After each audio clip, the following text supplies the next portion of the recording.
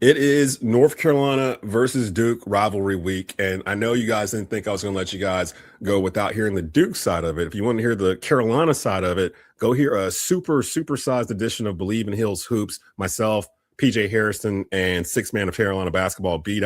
That's over. Actually, it's right down below on this YouTube channel here, youtube.com/at Tobacco Road Sports Radio. You can catch the latest there. I got Dustin Shoe in the house. He's a co-host of the Devil's Den podcast. Catch it on all major podcast platforms. We're going to hear the Duke side of everything here. This Duke team is a little different than the last time we saw them a month ago. So we'll get into the differences there. How good can this Duke team be? Are they better than last year's Duke team? We'll get into all that and maybe a little conk and nipple action too. But a loaded show here on a Friday on the Desmond Johnson Show. Let's go ahead and roll that intro. Live with Desmond Johnson, son, the live is one. Represent NC to the fullest. Yeah, welcome to the Carolinas. Everywhere you go, the sky is Carolina blue, the finest. Live action, feedback, the city need that. I've been number one, no cap. Here's the recap. Adrenaline is my addiction. I'm about to relapse. Step on the turf if you won't and get your weed whack. I'm going harder than a martyr on the slaughter end. It's the heart of man, that's a rap like a cardigan. I'm breaking records, it's fourth and inches, I count the seconds. The over-under's my roar of thunder, my secret weapon. Yeah, the game is to be told. I don't break, I break modes. Follow me on Tobacco Road.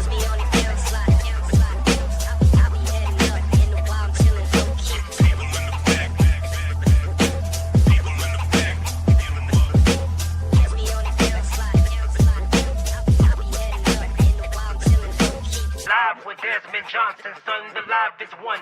Represent NC to the fullest.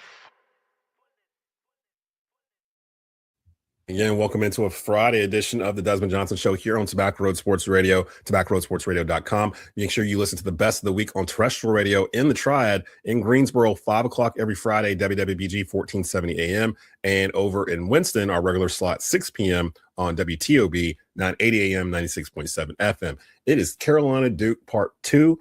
Let's get into it. Dustin Shoe in the house with me from the Devil's Den podcast. What's going on, brother? How you doing, man? I'm doing well, man. How are you? Pretty good. I thought I wouldn't be feeling like this, with Caleb when Caleb first got hurt, but Hubert Davis has done a fantastic job of keeping the ship afloat while his number one player is out. And I'll be honest, just from what I was hearing today, I don't think Caleb Wilson's going to play on Saturday. He hasn't even been cleared for 5-on-5 yet. And as we tape this, we're taping this Thursday night, so I don't really know if they can clear him on a Friday. He runs a couple scrimmages and they throw him out there at Cameron. I don't know if that's the best thing to do. Carolina did clinch the 4th seed. Miami won on Wednesday night. So Carolina does get the double bye, and they are actually in the crosshairs of Duke because if both teams win on Friday, we'll get part 3 on or if both teams win on Thursday, we'll get part 3 on Saturday or Friday night anyway. So maybe they save them for the ACC tournament. But I want to talk about the Duke side. I spent an hour and 45 minutes going through the Carolina side with B-Dot and PJ on Tuesday, and I wanted to bring in a Duke expert for the Duke side because I have seen Duke. Not every game. I've seen them enough to know that they are very good. I've seen the differences between this team and last year's team, defense in particular, in my opinion. They play much better team defense than last year's team did. But what would you say is the biggest strength of this year's Duke team, Dustin, in terms of not necessarily the best player, because we kind of know who that is, or anything like that, but what's the one thing that strikes you that's different from this team that's a strength compared to last year's Duke team that was really top-heavy with talent? I think the connectivity and then just the mental toughness of this team. People have been comparing them to last year's team, and I understand it. Last year's team, was really good, fell a little bit short. Last year's team had better defensive, like individual play. Cooper Flag, obviously, we see him flying around, block shots. Sion James also playing for the Hornets. Yeah. I mean, this guy was a tank, so he's your stopper at the point. So, but this Duke team statistically is better on defense, and I think it's because they're just so well connected together. They talk. They react. They very often just puzzle out the switches, and so you don't get called in not any longer. They used to switch everything around the Texas Tech game. We quit doing that. Now we're kind of fighting over things. So I think this Duke team just kind of hit another level since they've made that switch. And yes, kudos to John, in my opinion. Yeah, we're going to get to John in just a minute because he's done a fantastic job with considering what you guys lost last year to be where you're at this year is just amazing to me. Shire's literally just stepped into K's shadow and just stepped out of it. Like literally, he's turned the program into his own. I can't say anything bad about. I can say bad things about John Shire, the player, but I can't say anything about John Shire, the coach. But the other side of the flip side of that coin, what do you think is the biggest weakness of this Duke team going into this year compared to last year? You know, a lot of times we've been a lot dependent on Cam Boozer. I think you look at the second half of the Duke Carolina game in round one, Cameron was really the only one giving us any score in that second half. Caleb might have hit a shot or two. Dame, I think, hit a three, but it was really Cameron heavy. And sometimes I think we just get a little one-dimensional. At least we, in the past, had played that way. We're starting to see guys come into their own. Dame is playing great right now. Caleb's picking his spots. He's playing fantastic basketball. Getting a couple of the other guys. You know, Isaiah, since the clock's turned to 2026, has been, I don't know what his exact stats are, but averaging, but 16, 17, 18 points in the ACC conference. So just trying to get everybody clicking at the right time, and that's what we're hoping to do now that it's March. One of the things that I had mentioned on Believe in Hills Hoops on Tuesday that I didn't really think about until really this week with Caleb Wilson being out, I think Carolina actually, if you look at their roster pound for pound down the line, it actually matches up to Duke a lot better than a lot of other teams that Duke has seen, which we kind of saw in that Duke Carolina that first game. For the 5-star you have in the post and Cam Boozer, they have one in Caleb Wilson. Both teams don't really have a pure point guard. They both can go about 8-9 deep. They've got shooters on the wings. They're long. You can go down the line and can be like, okay, that guy's kind of like that guy. That guy's kind of like that guy. Sure. And then even coaching wise, like Hubert and John are kind of like right there right now in terms of what they're doing. They just built the rosters differently. This is really the first full Hubert Davis roster since he's been here. He's had remnants of Roy stuff really throughout until this year. You count Seth Trimble as that, but Seth Trimble was really a Hubert recruit. So that's that. Now with Shire, I was trying to talk myself out of it, but I can't. I think he's National Coach of the Year. The dude had 5 starters leave for the NBA last year. If I'm not mistaken, you guys didn't really go in the portal. You put up 3 bench players to start. You bring in one of the top draft class or one of the top recruiting classes, and all you've done is, won 26 games, lost 2 by 4 points or whatever. One was on a buzzer beater 3 against your rival on the road. And then you just kept trucking. And some of these wins, like the Michigan win, I think that was a signature win for Duke this year. Sure. When you got that one in, I was like, okay, because now you've played against a team that everyone's kind of considered that group of 4 that everyone kind of expects to probably be in the Final Four. You guys, Michigan, Arizona, and then you can kind of swap it with a Houston or Florida. Yeah, Florida's playing great. Yeah. Hell, Texas Tech has beaten 3 top 5 teams this year themselves. Like the depth of this year is crazy to me compared to where we've been in college basketball the past really since COVID. I always said 2019 was probably the peak, and then COVID happened, and we've been kind of like this ever since. This year feels like it's like this, and a lot of it, to me, has to do with the sheer amount of freshmen that are really good in the ACC and all around the country. And you guys have one in Cam Boozer, who may be the National Player of the Year. But the question I've asked people is he the number 1 pick of the NBA draft? Because that's a different thing. What are your thoughts on Cam and his ceiling when he leaves Duke here in a little bit? I love Cameron Boozer. To be honest with you, he's a fantastic college basketball player. Will he be the number 1 pick? I don't think so. Normally the NBA's drafting potential where you see a guy maybe – I don't think Cameron's hit his ceiling already. I think he can get better. But he's a lot like his dad. He's a little ground bound, not super fast. Now he moves his feet well. He does play great defense.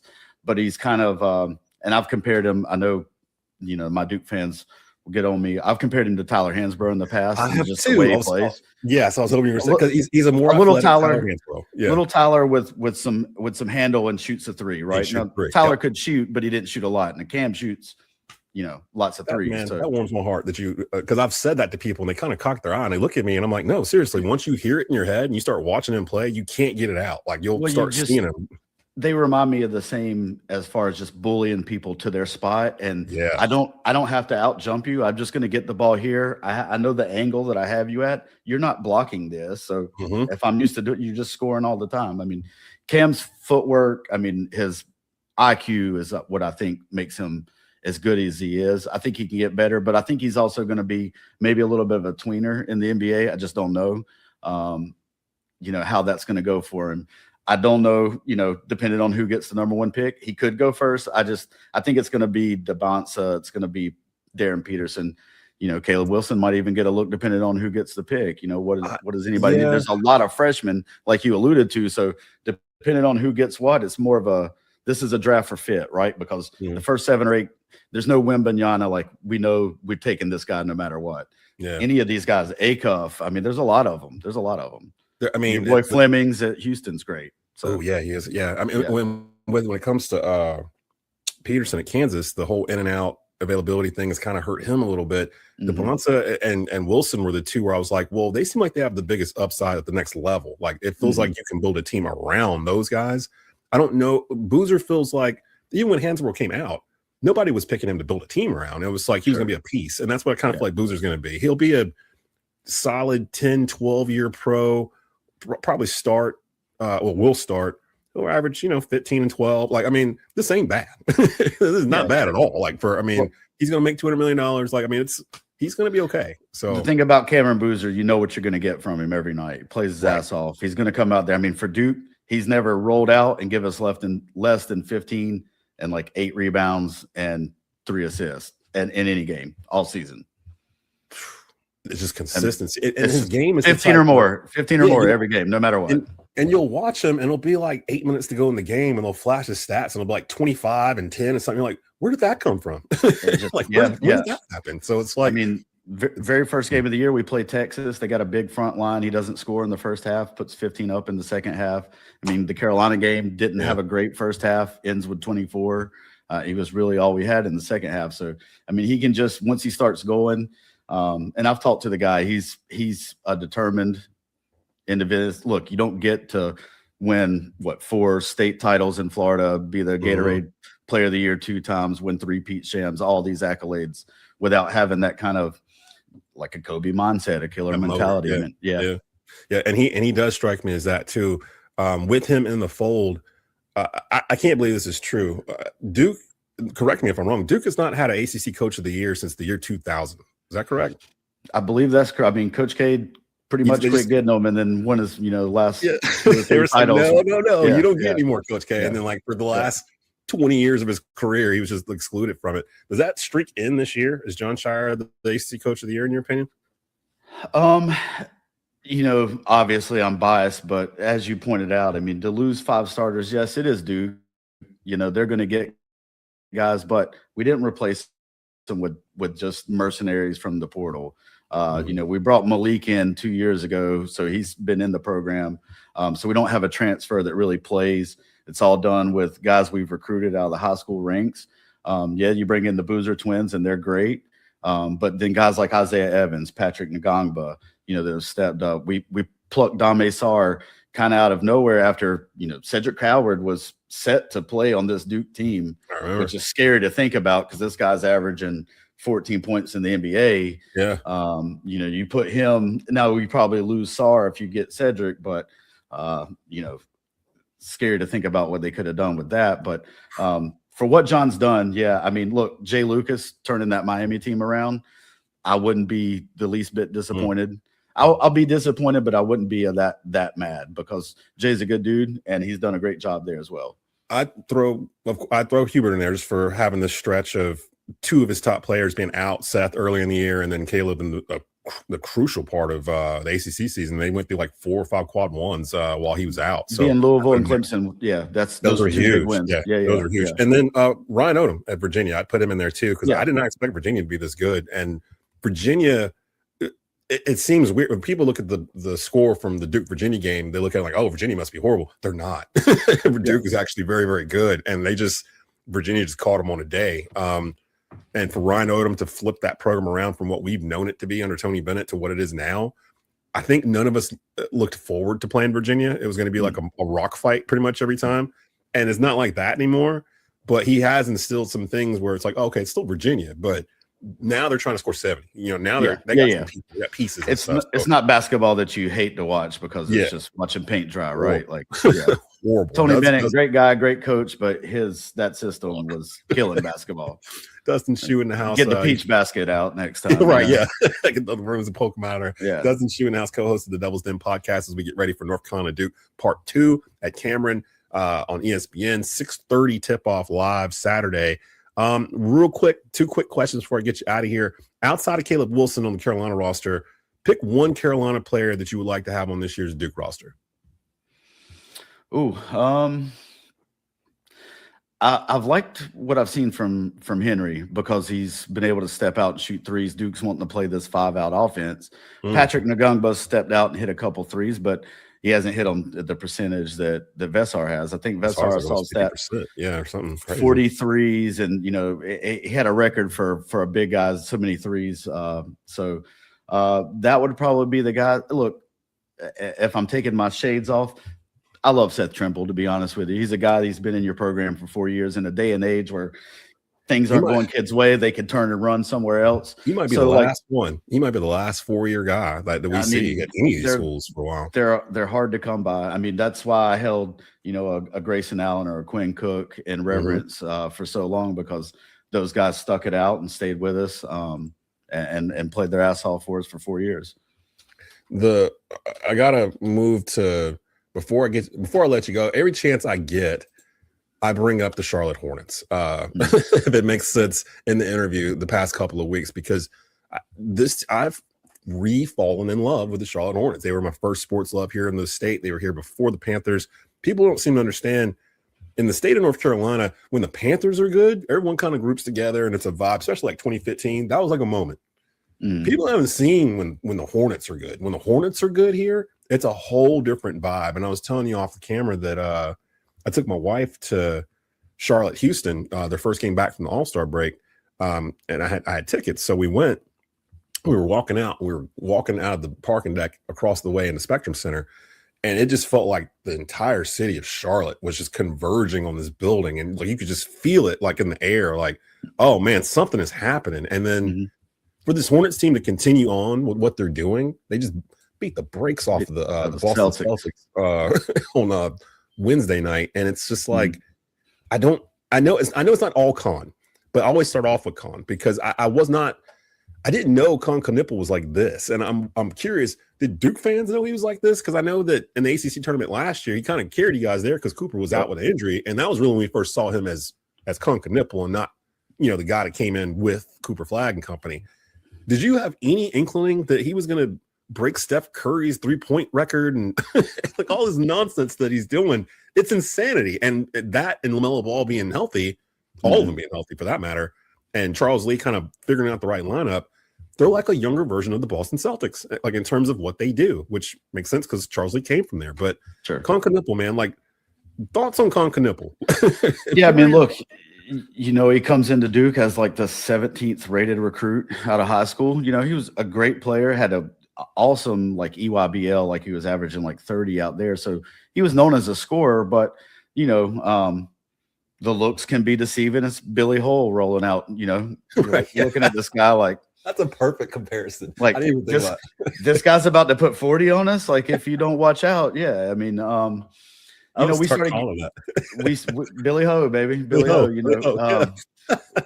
we started getting some good buzz about him in the summer before he started. Like this kid's really good. Isaiah Evans was the higher rated recruit. I think a lot of people thought he was going to be that guy. Con stepped in. I think Con's IQ, obviously his mom played, his dad played. He's got 17 other brothers. They all play. They're all 6'7", 6'10", whatever it is, but I didn't see him being this good this early in the NBA, to be honest with you.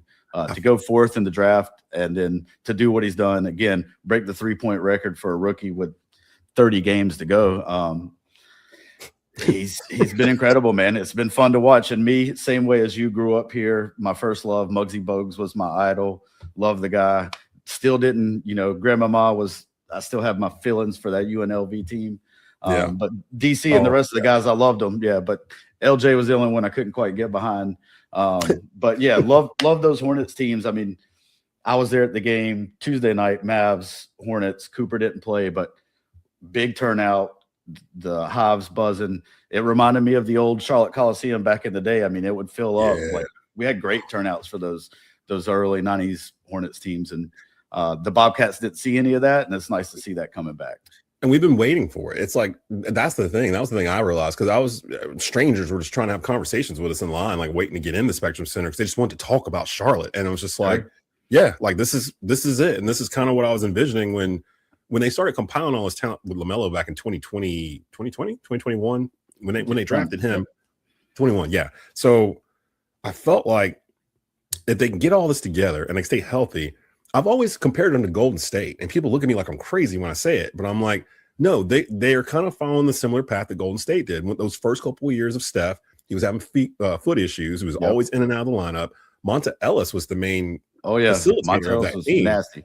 But it was just him, really. Steph couldn't stay on the floor. They drafted Clay. They got Draymond, and then they had a year or two where they just had to kind of figure it out. And then they had a coaching change and brought in Steve Kerr. Mm-hmm. And then a switch happened, and they went from being Golden State, where they're just middling kind of lottery team for 20 years, since like Tim Hardaway and Mitch Richmond, like back in the 90s, like literally they were like non-existent. And then all of a sudden they turned into this juggernaut where it's like, how do you defend them? They're like top 3 in defense. Like they have a bench. They're young. They're gonna be together for a while. And I was like, that can be Charlotte. Like that literally can be Charlotte. I'm watching it on the roster right now. They just have to be on the floor. And for about 2 years, we couldn't see it because they were never on the floor together. This is the longest stretch LaMelo's been on the floor that I can think of since he's been in Charlotte. And I've said so much about Con Knippel's made us a fan on Believe in Hills Hoops. Like we have a Con Knippel like corner, like where we talk about him once episode. Like, what's Con doing over at the Hornets? It's kind of crazy that we're talking about a Duke player on a Tar Heels podcast, but that's how good he is. I got to get you out of here. Give me a prediction for Saturday. Duke Carolina senior night. I think Malik is the only senior on the roster.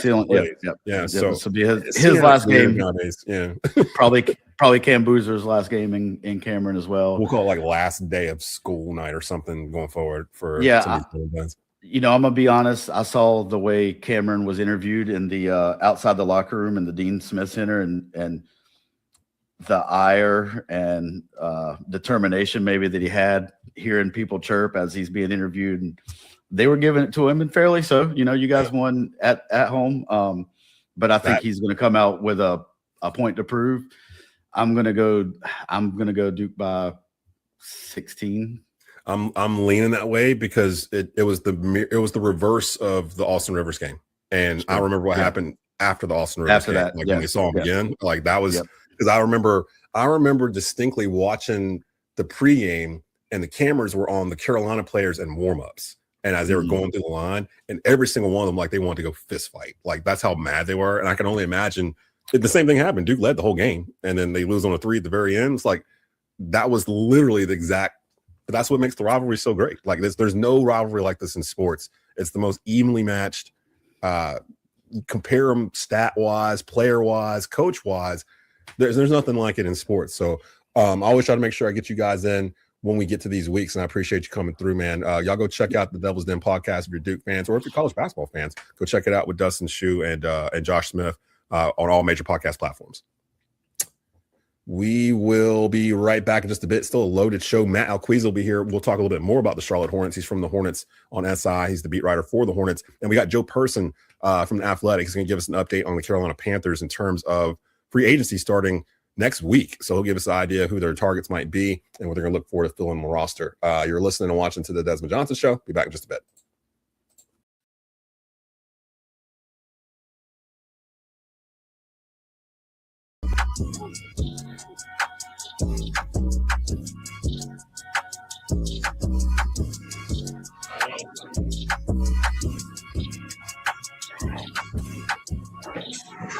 It is a loaded Friday here on Tobacco Road Sports Radio. A little bit later on today, actually right after this, just stick around. North Carolina A&T starts their CAA conference tourney journey.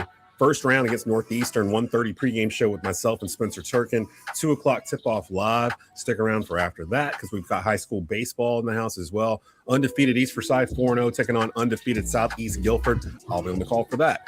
catch me and Chad Delp for that later on tonight. So super busy day here on Tobacco Road Sports Radio. We're doing quick hits. It's a wonderful time to be alive, Matt, in the state of North Carolina. If you're a sports fan, Matt Alquiza joining me from Hornets on SI, getting us a quick hit of them Charlotte Hornets, man. Like I can't get enough of the Charlotte Hornets. I feel like, you know what it feels like to me, Matt? Like when I was younger, I used to think about the Charlotte Hornets on their days off. Like when they weren't even playing, I would think about the Hornets. And that's where I'm at now. I'm like, man, I can't wait for them to play again today.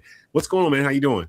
I'm doing well, man. Yeah, it's a fun time down here in Charlotte.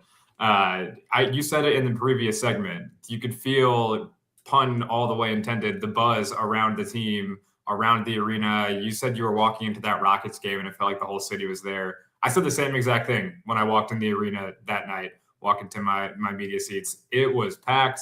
The place has been loud. They're playing really well. They're one of the better teams in the league over the past 2.5 months. So it's a good time, man. Excited to be back there tonight. And it's and we're going to preview that. They're playing the Heat, crucial game in terms of the standings or whatnot. We'll get into that in just a second. But to your point, yeah, me and my wife went down there, I guess 2 weeks ago now. It was Houston and Kevin Durant, and Moose and Miles are still serving their suspensions, and Durant dropped 35, so they ended up losing that game. Not like they got blown out or anything. I think I keep waiting for the other shoe to drop as a Charlotte Hornets fan. Like I'm like, this is too good to be true. Like they have done some sort of Golden State Warrior light turned on type thing, and I don't see them going back the direction the other way. But as a Hornets fan, I've been conditioned over the past 20 years to expect something to happen to make this all go away. I don't know if it is. Like, I think this is legit. Like, when they played Boston the other night and beat the brakes off of the Celtics in Boston, I'm just like, okay, there's enough material here in front of us to look at over an extended period of time to say this is not a fluke. When did you kind of cross that barrier where you were like, okay, something weird's going on to, oh, I'm expecting this every time I see him? I feel like I cross that barrier every time they play. I mean, I could think of a moment leading up to every game they've won over the past 2 months where I've said, okay, if they win this one, then it's legit. Even the Boston game earlier this week, I'm like, all right, it's the second night of a back-to-back. They've beaten a lot of these Western Conference teams, Oklahoma City, San Antonio, Denver, the Lakers, but they need to get that signature win over an Eastern Conference team. And they got that in Boston. So it's like every time you are in the lead up to one of these games, I think to myself, okay, if the Hornets win this one, then this is it. This is like the moment that they've arrived. And I've even thought to myself about that going into the game tonight. I mean, you've been a Hornets fan for however long. Charlotte has been little brother to the Miami Heat since Miami won the title in 2006 and the Bobcats came back. That is a team that has always been in Charlotte's way. They've beaten them in the playoffs twice in the past 20 years. Both times Charlotte made the first round, they got knocked out by Miami.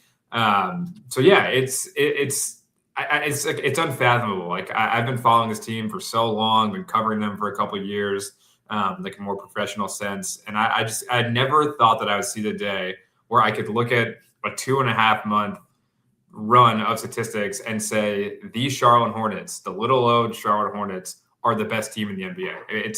It's unfathomable to me, and I'm just having to like reconsider my expectations every time they take the floor, because every time they take the floor, they're doing something I've never seen them do before. Yeah, Matt Alquiza joined us from Hornets on SI, and the thing that's jarring for me, and I had to go through it with the Panthers a little bit, especially in 2015, how late the national media have come around. Well, it's not even really late with the Hornets. With the Panthers, it was. Like, I remember specifically national media going, the Panthers are the worst 14-0 team of all time. Like, they were still, like, locked in on this can't possibly mathematically be happening. With the Hornets, though, I'm kind of seeing numbers really starting to sway people. Bill Simmons has been on the Hornets for, like, a couple of months now, but really more so now. And now I'm seeing, Mike Greenberg. They had a whole segment on the Hornets the other day. Stephen A. Smith picking Concanipple to win Rookie of the Year. Like, they're starting to all recognize what's going on. And I guess that's what happens when you go, was it now 19-2 with the starting lineup? I believe it is right now. 22. 22. Yeah. so it's like, right? It sounds stupid when you say it out loud. I can't wrap my mind around it. And like, people are comparing them. I think this streak that they're on right now, where it's they've won, was it their last 5 or 6 by 15 or more points? Six in a row. The last thing to do that was the KD Steph Golden State Warriors. And it's just like, huh? Like, what? So like, it's so weird to me. But I said this with Dustin in the previous segment, but I do agree with it. I was always hoping that they would turn into the Golden State Warriors in terms of their path of what the Warriors did, because it's similar. With Steph, he was having the feet injuries, the foot injuries and stuff like early in his career, so he was in and out of the lineup. You didn't really know what you had. They had Monta Ellis back then, and he was really the only thing they had. And then they drafted Clay, they drafted Draymond, they built through the draft. And then the thing that kind of changed it for him was the coaching change, that bringing in Steve Kerr, which is similar to us bringing in Charles Lee over someone that a lot of us didn't think needed to be fired. He just was having a bad luck of the draw with injuries with the previous coach. But bringing in Charles Lee and that system, clearly from Boston, watching them against Boston the other night, they look like a younger version of the Celtics, but the Celtics don't run as much as Charlotte does. Charlotte actually pushes the tempo a little bit more. Speak on that, those similarities between, I really don't want to compare them to the 2017 Golden State Warriors, but I mean, some of the numbers are so similar. It's just like, you kind of can't get around it. Compare them to that team and compare them to the Boston Celtics that just won the NBA championship in terms of how they're built. Yeah, I'll start with Boston. They're kind of shades of both, but for different reasons. The philosophical identity that Charles Lee brought to Charlotte, the things that he wants the Hornets to do, mirror a lot of what Boston does. They're both elite offensive rebounding teams. There's a lot of talk about the possession battle. Charlotte wins the possession battle by dominating on the offensive board, similar to Boston. They clear the defensive glass. They allow teams to only have one shot, and they get it up the floor. They don't foul. Neither Boston and Charlotte are both like near the top of the league in the fewest number of fouls that they commit on defense. And they both shoot a ton of threes. I mean, Charlotte, since January 1st, they have attempted the most threes in the league, and they're shooting the highest percentage from three-point land in the league. So that's like the way that they get to those shots are a little bit different. The way they play defense is a little bit different. But like philosophically, it's the same. Like they have these pillars that they try to build their success around, and both Charlotte and Boston, look at those same pillars for success. You could very much tell that Charles Lee came from the Joe Mazzulla coaching tree, the Mike Budenholzer coaching tree from Milwaukee. There's like a lot of, overlap with the way they think about the game, right? And then looking at the Warriors, I mean, from a 30,000 foot view, you can just see the similarities between some of the players. LaMelo Ball is analogous to Steph Curry, of the elite playmaker going to bomb away from three, hit shots that they are the only person in the world that can hit. Klay Thompson and Con Knipple, there are similarities in their game. They're a little bit different. Klay's probably a better defender. Con is better at putting the ball on the floor and getting to the cup. He's more of a well-rounded offensive player. Zach Lowe and Chris Ryan on a podcast yesterday compared Brandon Miller to like a young Kevin Durant. I saw that. Yeah. The amount of skill that he has on the perimeter, and there's like really nowhere that he can get to. There's nowhere that he can't get to on the floor. Brandon Miller is nowhere near as talented as Kevin Durant as a scorer, but like a long wing who can handle the ball and shoot from the perimeter. Like you can kind of see the blurry outlines of a young KD. I understood what they were trying to go with there. I was like, yeah, if you squint your eyes, I was like, yeah, you can kind of see a little bit, yeah. And even Moussa Diabate as Draymond Green, like different players, but also like a little bit undersized for the position, a multifaceted defender, can guard on the perimeter, can still protect the rim.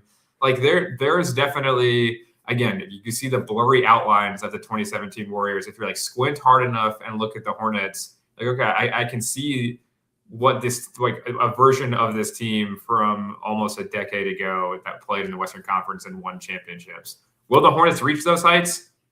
I'm not going to say yes. Like the Warriors had a bunch of all-time great talent. Like we all know who Steph Curry, Kevin Durant, Draymond Green, Klay Thompson are. They had a decade's worth of success to build on to reach the heights of the 73-9 team. But the Hornets could get there. I mean, they're all very young. They're all locked in for the foreseeable future. So if we look at 25, 26 as the first year that the Hornets, announce themselves to a national stage, and we see them in the Eastern Conference Finals, the finals with this core 2 or 3 years down the line, then yeah, I mean, that's when they can really start drawing the comparisons to those Warriors, and it won't take you glasses to really see how similar they are. Just the fact that we just had a 4-minute conversation about the Hornets being similar to the the 2017 Warriors is just enough right there to kind of tell everybody that things have changed in the state of North Carolina.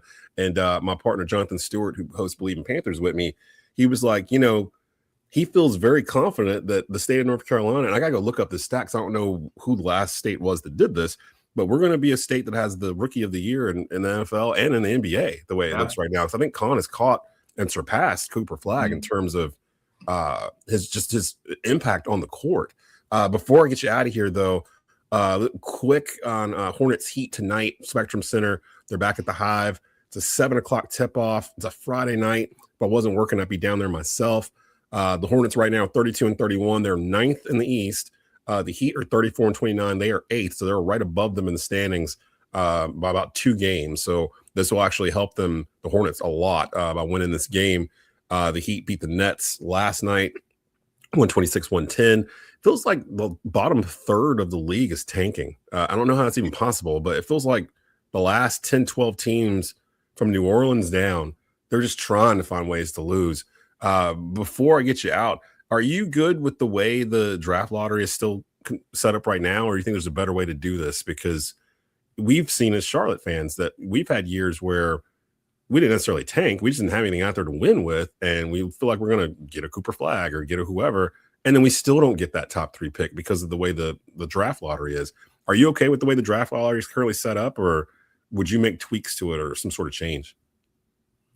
Yeah, I mean, you can make tweaks to it. I think the conversation has been at the forefront this year with how bad the tanking has gotten. I think before, one of the tanking teams won last night, but there was like a combined 45-game losing streak in the bottom 10 teams in the league before yesterday. I mean, it's ridiculous.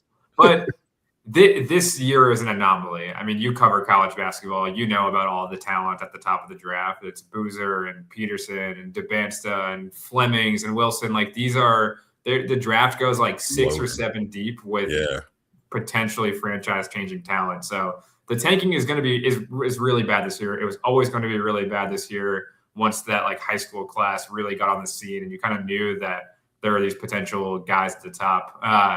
Next year, it won't be this way. We won't see teams tank this hard next year because there isn't that deep of a class at the top. So there probably could be some tweaks, maybe unflatten the lottery odds is something they did a couple of years ago. Maybe change that back to the way that it was and make it less, you have less of a chance to jump into the top 3 if you finish with the 9th worst record in the league. But I mean, overall, for me, it is what it is. I think this one year is an anomaly, and we'll kind of see it go back to normal going down the line until there's another generational class like this.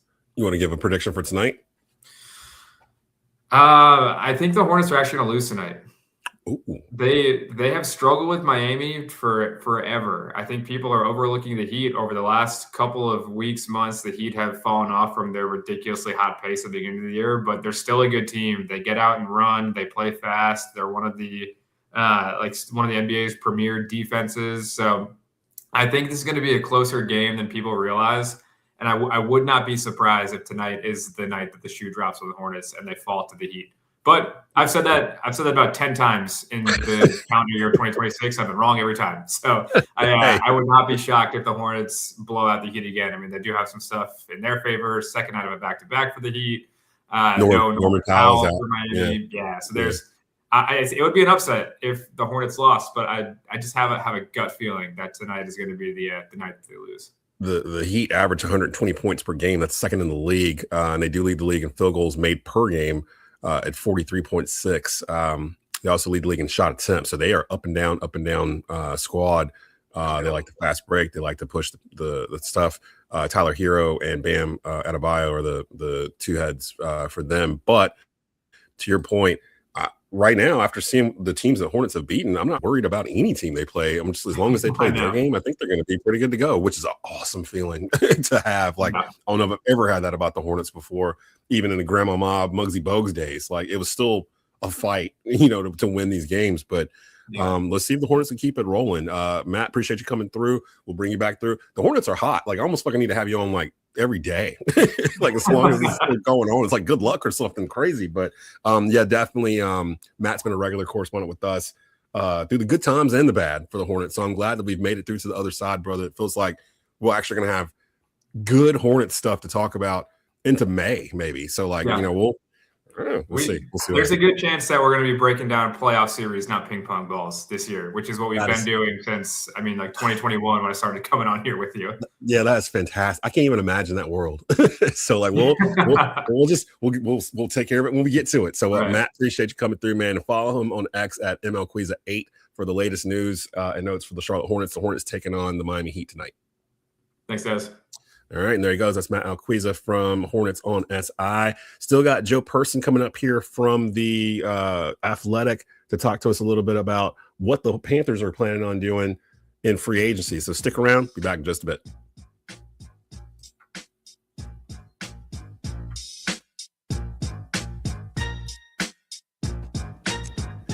Checking in from a beautiful beach somewhere on the coast of North Carolina. It's the Athletics' Joe Person who's doing us a solid and coming in to help us out here before free agency period begins next week. Joe, what's going on, brother? How you doing, man? Good. For the record, I am in Wilmington. I'm not at the beach yet, and here for a little high school baseball, and happy to join you, brother. That's actually, I've got on the East Forsyth baseball shirt today. I've got East Forsyth baseball. That'll be on Tobacco Road Sports Radio later on tonight, 7:00 live. It's their home opener, so I'll be calling that with Chad Delp. So we were supposed to play them. My son's at Myers Park, and we got rained out last week. We play. We come up to East Forsyth. Got rescheduled for March, it is March. A couple weeks from now. If you come up here to watch that game, let me know because you'll be in my stomping grounds. I'll actually be in the press box calling the game. So would love to see you. So if you come through K Vegas, Awesome. let me know. Yeah, Awesome. we'll link up. Real quick, just want to get your comments and thoughts on a couple of things with the Panthers. A lot of stuff going on this week. But of course, the Panthers getting ready to start free agency next week. It'll actually begin Monday. Monday, and then it'll run through Wednesday, if I'm not mistaken. First, some news from out of Charlotte this week. The team placed exclusive free agency tenders on wide receiver Jalen Coker and Bryson Tremaine for 2026. I'm not surprised about Coker. I am a little bit about Tremaine, even though he did begin to flash a little bit towards the end of the season. How big is it for the Panthers to retain both of them?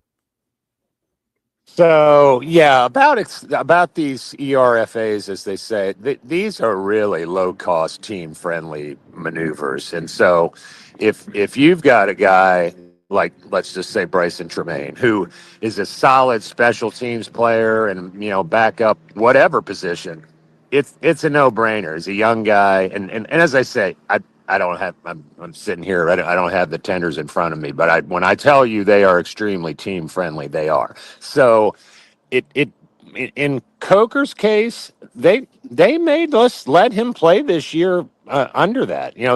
I know myself and others have talked about the possibility of an extension for him, and if you feel good about him, it has. First of all, if you're doing this and trying to lock him up early, the player has to be amenable to it, obviously, because he's probably, he's going to be taking less than what he might get in a couple years if he has, let's say back-to-back 1,000-yard seasons. And in the Panthers' case, Coker is yet to play a full 17-game season. So it could be. My point is, in talking with people in the building, it is not like a priority or, might they do it, down the road?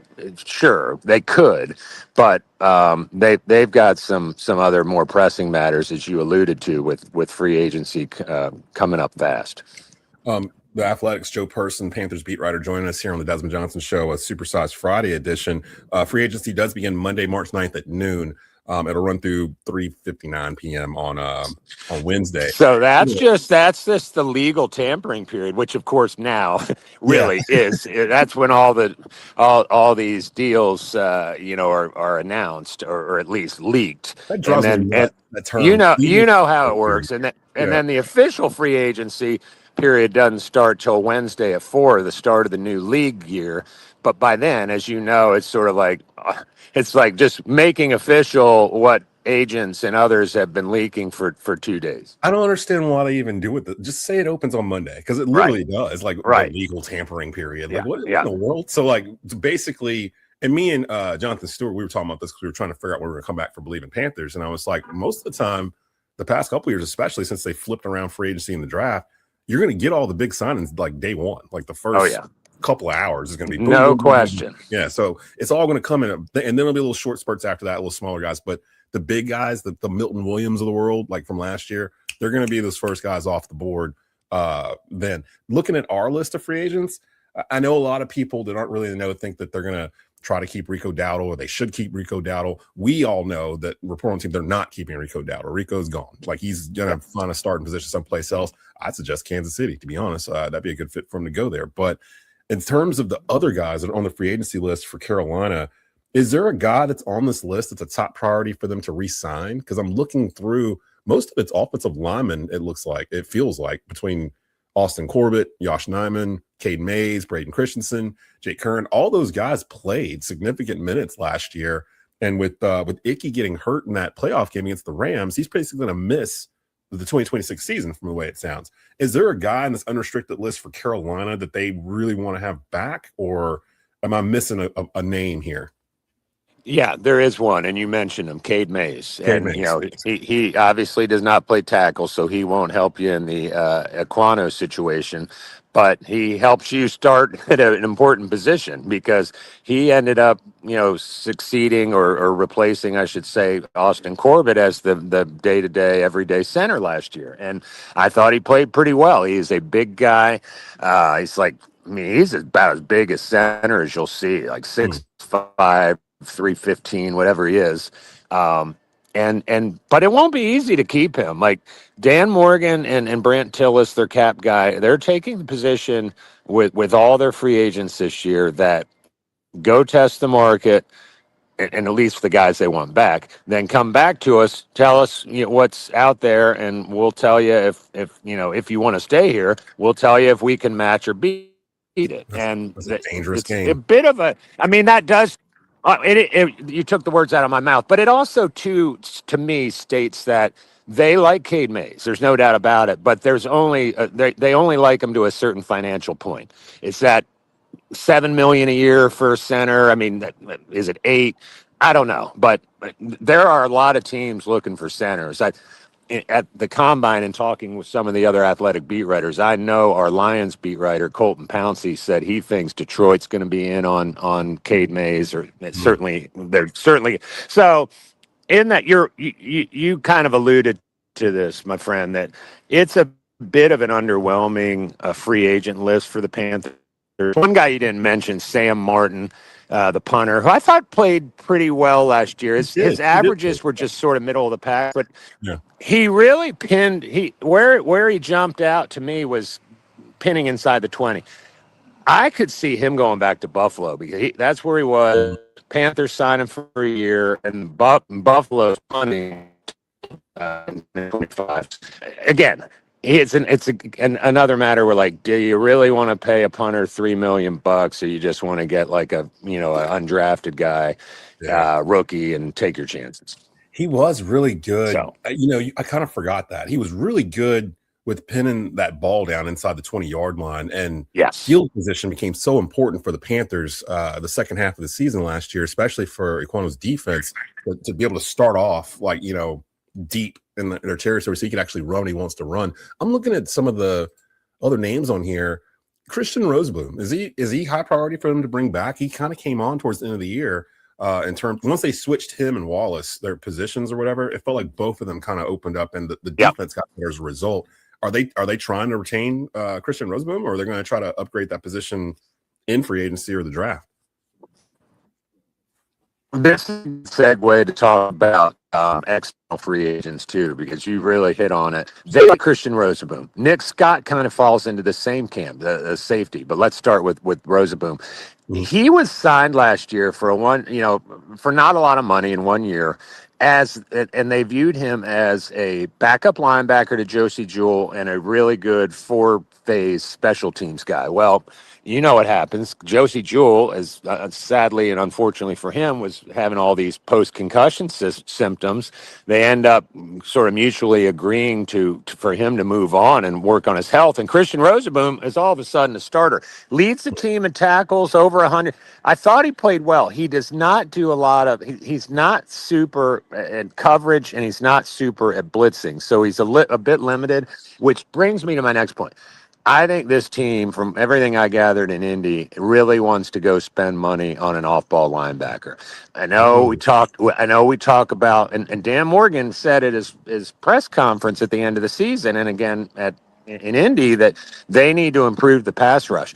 Well, that doesn't always mean edge. I mean, if you in Ejiro Avero's defense, they like a off-ball linebacker who can be used in the blitz. And two guys that I Devin Lloyd is the top of this free agent linebacker class. He's still a young guy. Played really well in Jacksonville the last few years, and he is a guy he's a 3-down linebacker. I mean, you can put him out there and leave him on the field. And then kind of another older guy, but a really good blitzer, not old, I think he's 29, is Caden Ellis, most recently with the Falcons.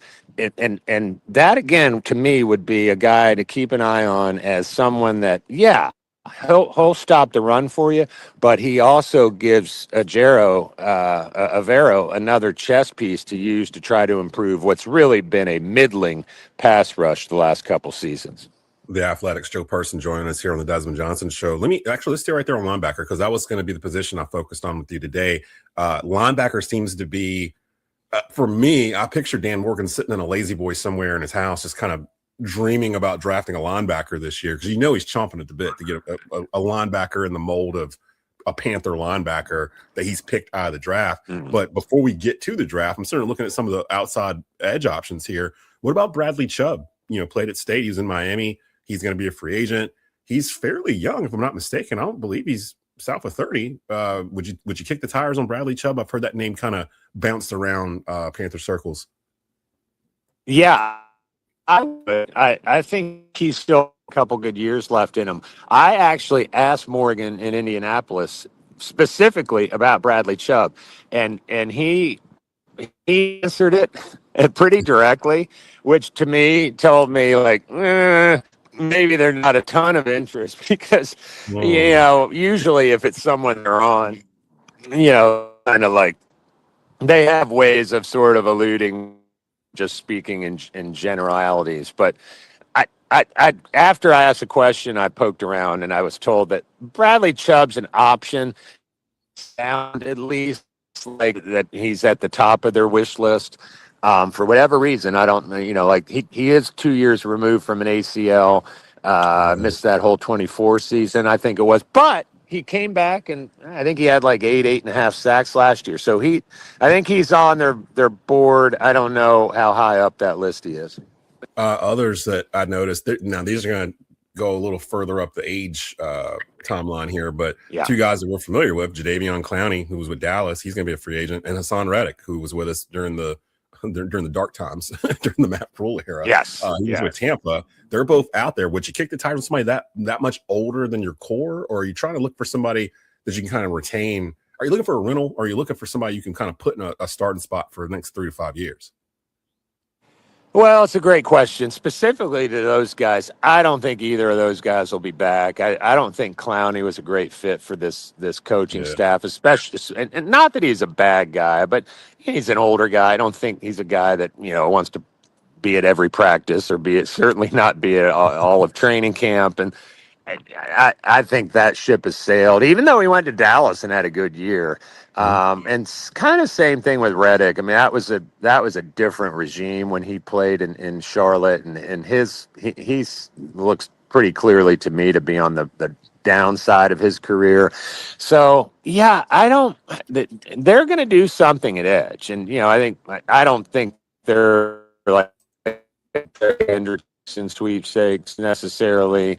A guy I've tried to connect the dots to and have a lot is Jalen Phillips with the Eagles, most recently. But prior to that, was with the Dolphins in Vic Fangio's scheme. Well, both places. And Fangio, of course, is one of Avero's mentors, and they run a pretty similar defense. And Phillips has had, like he's going to get paid. But honestly, if you look at his number, he's solid, but he is not like some spectacular pass rusher. At least he hasn't been to this point. So, yeah, it'll be interesting at edge because they've got to do something there. But as we talked about earlier, I just don't get the impression that's going. I mean, I could almost see them actually signing and or drafting an interior pass rusher, a defensive like tackle type guy to put next to Derek Brown. So I think it's going to be like the whole front seven that's addressed, and edge rusher.